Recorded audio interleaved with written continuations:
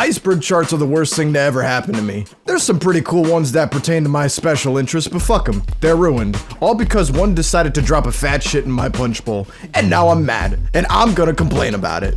Now, I admit, I didn't read the book that we're going to be talking about today. I'm completely going off of pretty detailed chapter-by-chapter summaries by these two people, links in the description, because there's no way in hell you can make me spend money on this bullshit. And no, I'm not wasting my time listening to an audiobook.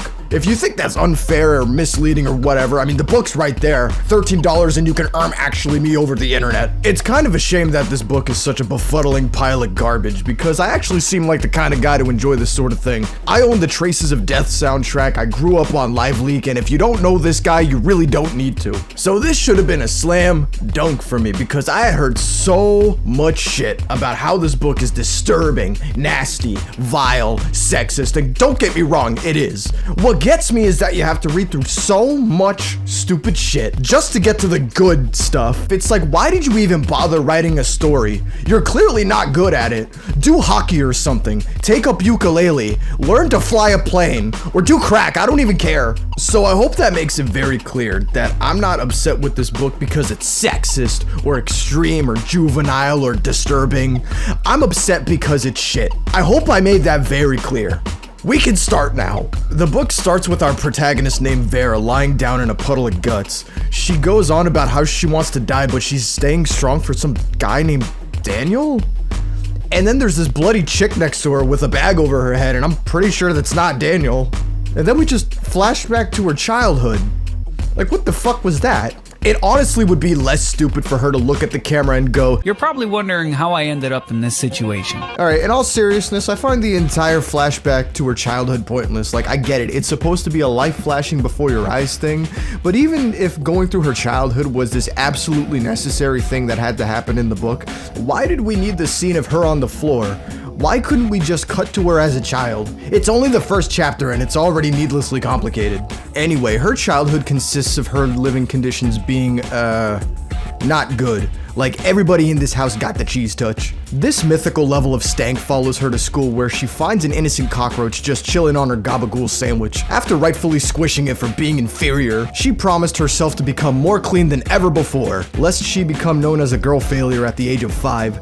Yeah, this 20-year-old in the illustration is supposed to be 5. No, we're not gonna dwell on the implications.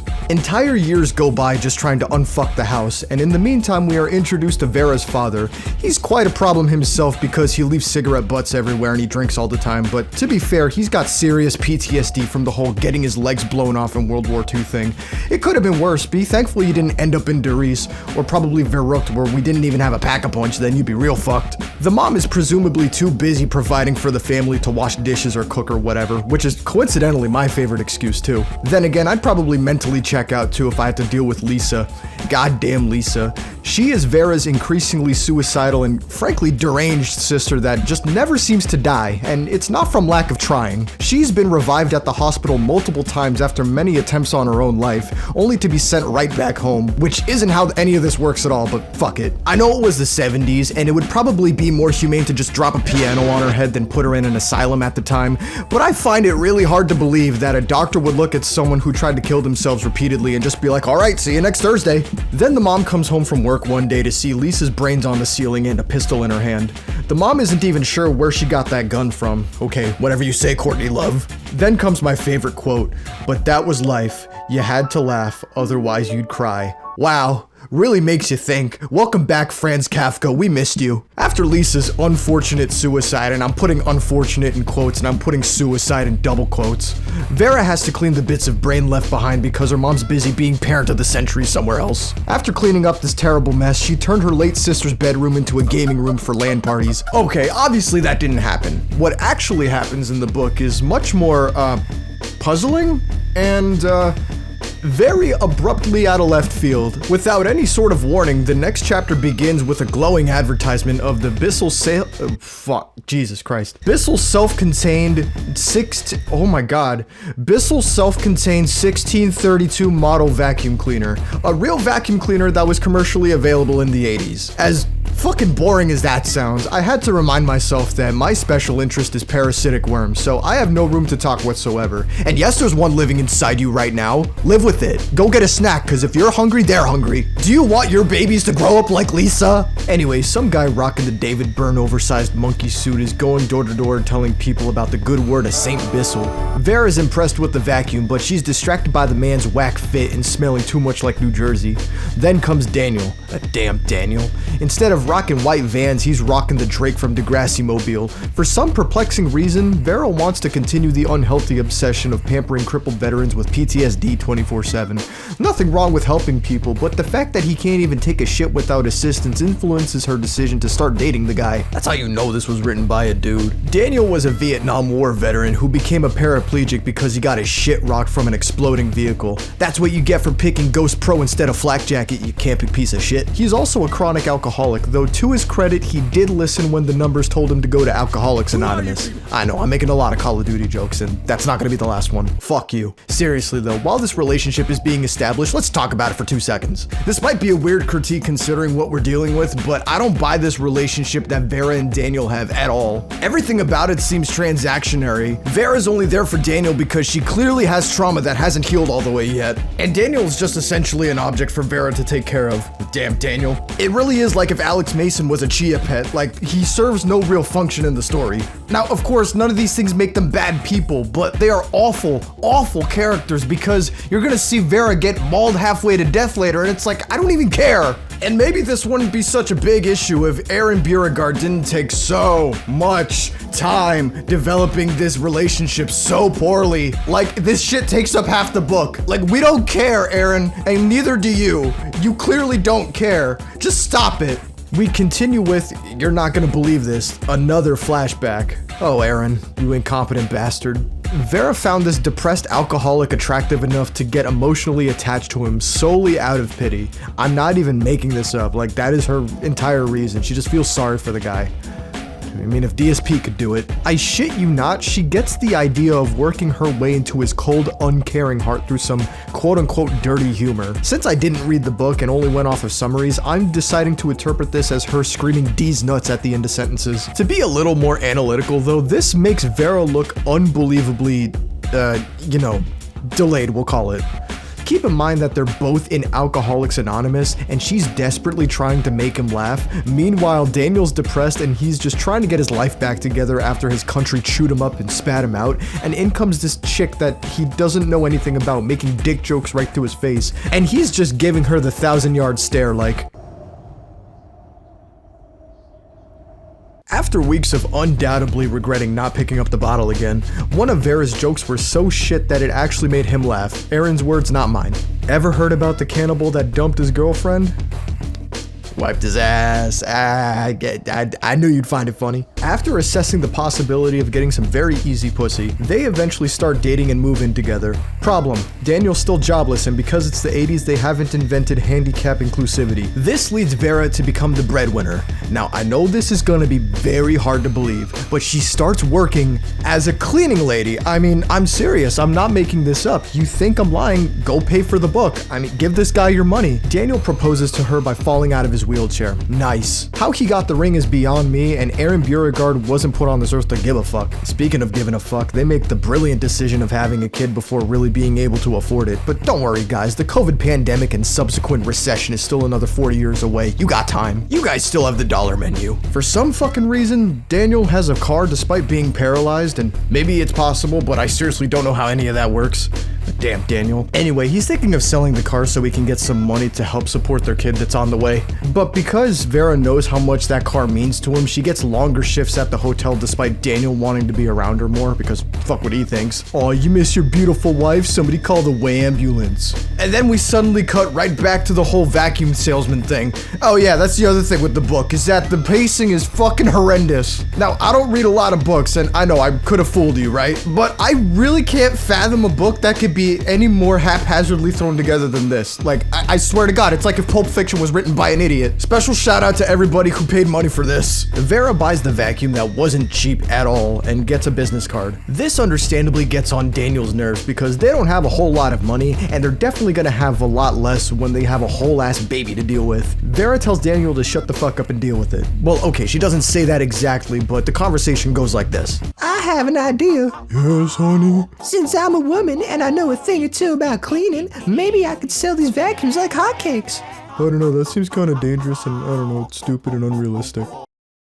I should have just kept drinking. Weirdly enough, this ridiculous plan is actually successful. So successful that almost everybody in town has a vacuum because Vera. Wives buying a vacuum from her I can kinda see, but there's also just single dudes spitting game to this woman with a whole baby in her stomach the whole time. I don't know how far that would get you in real life, but fuck your brain. Vera continues the saleswoman gig against her husband's interest, admitting that he can never say no to her. See, the book's progressive. Girl power. Another week goes by and Vera actually runs out of houses to sell vacuums to because almost everybody has one in town. It's like a Twilight Zone episode, I swear to God. She travels a mile away from town to a barn to sell her fucking vacuum, and as weird as it seemed to me, it turns out farms actually do need vacuums. We're learning a lot about vacuums today. We are then introduced to the antagonist, who I gotta admit, I think is a unique twist on horror villains. It's not every day the focal point is just how nasty and gross the villain is, unless it's like, I don't know, the Toxic Avenger or some shit. So I'll give the book this. If nothing else, the antagonist is something different than a knife-wielding schizo or a ghost or a demon or something. This guy's just a fat, stinky piece of shit that murders things. I like it. We should have a whole movie where he fights Jason or Freddy Krueger or Michael Myers or something.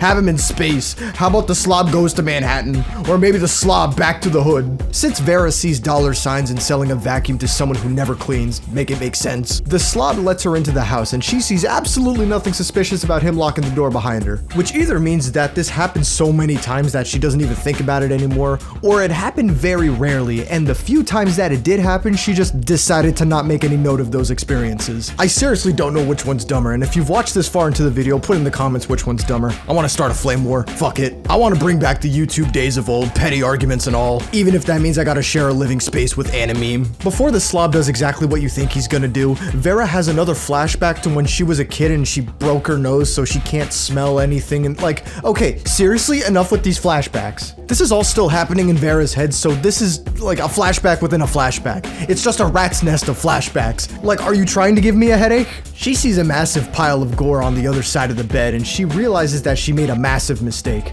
I'm glad we're on the same page now. Then the slob gives her a legendary bitch slap that makes her fall face first into the pile of gore. I know this isn't supposed to feel satisfying, but I hate pretty much everybody in this story, so that felt good. He then makes her clean up the gore with the Bissell she was trying to sell. Womp womp. Bummer, dude. Then he unveils this big, disgusting slab of meat with mysterious fluids dripping down it. Across the ground up meat was this crumpled up sticker that was barely legible, but Vera was able to make out some letters underneath the layers of secretions coming from the slab of meat. Focusing in on the sticker, she could barely make out Mr. Beast Burger. Okay, sorry, that was a dumb joke, alright, my bad. It's probably just someone's leg. The next day, the slob brings in another chick with a garbage bag around her head and plenty of bloodstains all over her. After seeing this dark web snuff porn activity, she still refuses to eat the meat that was offered to her, even after the slob demands that she eats it. The slob throws the piece of meat on the ground and he begins to sob to himself in the corner of the room. Vera starts thinking that maybe he really is someone that cannot take care of himself and just needs to be spoken to understand. He then sits next to the slob. No, of course, he just beats the shit out of her. Maybe you should have tried telling him a dirty joke. Tell him the one about the cannibal, I think he'd love it. Okay, last warning, shit goes south really fast here. Of course, I'm not gonna get super descriptive, but if you're sensitive to subjects involving, you know, unwanted touching, I would leave. Going once, going twice. Alright, we're moving on. She wakes up to being bound to the bed and the slob is in the middle of raping her. After that, he smashes a barbell on her pregnant stomach. Repeatedly. And I don't know how to relay this without going over the top, so you know that story about the cannibal that dumped his girlfriend? Well, Vera's gonna be dumping her baby pretty soon. Now, obviously this is over the top, stupid, gross, disturbing, and all that shit, but really this is like the only thing the book has going for it. And to the author's credit, it is vile and gross and creatively disgusting, and it truly feels no holds barred. So at least he got something right. Vera eventually passes out, and when she wakes up, the bag lady begs for her to take the bag off of her head. It's revealed that despite having her lips completely ripped off of her face, she can pronounce bag and please with perfect diction. She also casually informs Vera that her lips are now sewed to her vagina, just completely unprompted. And if that was me she was talking to, the bag would go right back on her head. Bag lady reveals to Vera that she has a plan, and phase 1 was shitting out an entire keyring. Like the entire thing, after it's been sitting in her stomach for days on end. Whatever. She's also doing this while Vera presumably watches in mild discomfort, but I imagine having your guts rearranged, and yeah, there's more than one way to take that. This probably wouldn't even make the top 5 worst things to happen to you today, so bag lady's gonna do what bag lady's gonna do. Actually, please allow me to backtrack and analyze this plan for 2 seconds. This chick with the bag over her head is already established as being familiar with firearms. Vera, on the other hand, has never touched a gun in her life, and for some reason, she's the one given the responsibility to find the gun and kill the slob. How well do you think this plan is gonna go? I get that guns are not that difficult to operate, but putting this much faith in her is just risky for no reason. Just as a quick side tangent, the escaped chimpanzee that edited this book made a massive mistake. This entire scene hinges on Vera and the bag lady not knowing if there's a gun in the closet, but the chapter starts off with a picture of a gun in the closet. So this entire time, these 2 helpless women are like, oh my god, I hope there's a gun in the closet, and I'm just like, yeah, I hope so too. It would be a very strange turn of events if the book just decided to fucking lie to me. But of course it goes perfectly and everyone goes home. No, of course not. She misses and kills the bag lady. I bet you're all shocked. The slob accidentally falls over and lands on Vera, and this knocks her out unconscious. And I swear to god, if there's one more flashback out of this, I'm gonna lose my mind. She wakes up with a metal collar around her neck, and she's also behind a cage, which feels a lot more tame than it should be, but I guess that's just what happens when you lay out all of your cards in the middle of the book. It just kind of plateaus and then nothing feels extreme anymore. Really wrote yourself into a corner there, Aaron. Her surroundings would not look out of place on a Mortician album cover, which is an awesome band, by the way. You should check them out. Body parts are everywhere. There's a giant tub full of naked girls, and Daniel's taking his sweet time calling the cops to go look for her. Or I don't know, maybe he's partying. Seriously, she's been gone for days on end, and she's only like a mile away out of town. He could have probably crawled there. Damn Daniel. And then the slob rapes her again. He actually does this for days on end, and one fateful day, while the slob is dumping some fresh bodies beside her, she hears a Sony Walkman playing New Kids on the Block. See, now it's starting to get hard to tell what I'm making up and what's actually in the book. You think it's a sign? For the record though, this is actually in the book. The tape inside the Walkman says Bobby's Bodacious Mix, but anyone who thinks New Kids on the Block is bodacious needs their ass kicked a million times. Same goes for Falling in Reverse and AJR. Yeah, I'm talking to you. Then the Walkman plays Beat It by Michael Jackson, a song about breaking up fights that encourages her to fight the slob. You know, I actually want to see the alternate timeline where Thriller came up. Maybe she'd start dancing with the dead bodies, have a musical number with the slob, have them sing a song together. Wouldn't that be cute? Billie Jean might be an awkward listen though, and if you know, you know, and if you don't, I'm really sorry in advance. Vera starts crafting a makeshift... Oh my fuck. Vera begins to craft a makeshift... Fuck. Vera begins to... Holy shit. Vera begins to craft a makeshift weapon out of the dead bodies. No, that didn't take 5 takes. Shut up. Unfortunately, Vera has clearly never played with Legos as a child because she doesn't have the creativity to make something crazy. Can you imagine if she'd made something crazy like a massive scythe out of someone's spine? Something like that would actually be so stupid and awesome, I could forgive the book for everything that it's done thus far. But no, Vera's intuition going into overdrive only results in her making a shiv out of someone's jawbone. Call me self-centered, but I think my idea was better. Things take a turn for the hysterical because Vera then says that the thought of Daniel, her beloved husband, encourages her even more to fight the slob, which is really funny to me because clearly the thought of Vera does not encourage Daniel to go find her. The slob attempts to rape her again, but this time Vera fights back by throwing a bunch of loose teeth at him. Pocket sand. If you laughed at that joke, thank this person on the screen because I didn't come up with it. After an astonishingly unimpressive fight scene, she looks the slob dead in the eyes and says, "You are what you eat," slowly morphing into a dead baby like a Power Ranger. Okay, that part I made up. But she does actually say that stupid line before lowering a circular saw on top of his neck, effectively decapitating the slob. Oh yeah, I forgot to mention that part. There's this big James Bond torture device where it's just a table and right above it is this big spinning circular saw. Some things just speak for itself. Now miraculously, she's in good enough health to drive herself all the way home. Wait, did she have her car keys to... You know what? I don't care. I hate to keep harping on the exact same point, but I think it speaks volumes that even after going missing for weeks, nobody gave enough of a shit about Vera to go find her. Like, they didn't even put up a wanted poster.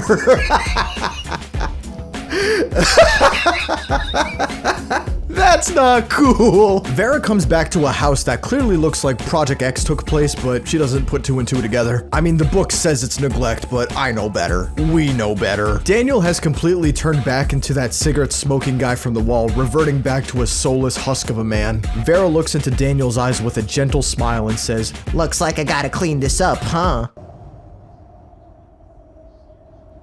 Oh, and Vera's pregnant with the slob's son, but that's not important, and no, I'm not reading the sequel. Fuck off. And you think that this would be the end of the book, but no, we got one more part to go. It's almost so stupid that it's entertaining, but I'm just so exhausted after having to read all of that shit. So we're just gonna breeze through this pile of cannibal girlfriend. A briefly mentioned character from Bag Lady's backstory turns out to be connected to the slob. He burns down the entire barn after finding his slob a lot lighter from the neck up. So yeah, the one thing that I enjoyed about this book is ruined near the end by giving him some weird connection nobody cares about. This book is so ass, bro. Cut to a mansion with a bunch of gay dudes in it. See, it's progressive. Guy that burned down the barn is meeting up with a Japanese businessman at this party to convince him that eating the flesh of young women will give you their essence, whatever the fuck that means. And I definitely don't want Aaron Beauregard to explain it. I might actually get a headache. And I definitely don't need more Tylenol in my system. Shout out to RFK. The Japanese oh, Jesus Christ. Like, this book is actually frying my brain. The Japanese businessman is strongly considering buying some of this product called TYG,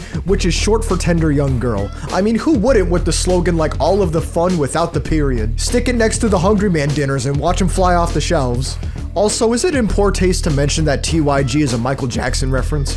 Fuck it. They hit a bit of a snafu because the slob turns out to be the one supplying the dead girls to turn into Hot Pockets or something, I don't know. There goes your trip to Flavortown. In a fit of rage, they murder and devour all the gay people in the mansion. Maybe they wanted that gay prostitute essence. And that's the entire book. I hope I at least got to inform and entertain you without ruining your night. And if I did, just be happy that it didn't cost money. Can't say the same for these people though, so again, massive thank you to them. Go subscribe and check them out. 0 out of 10.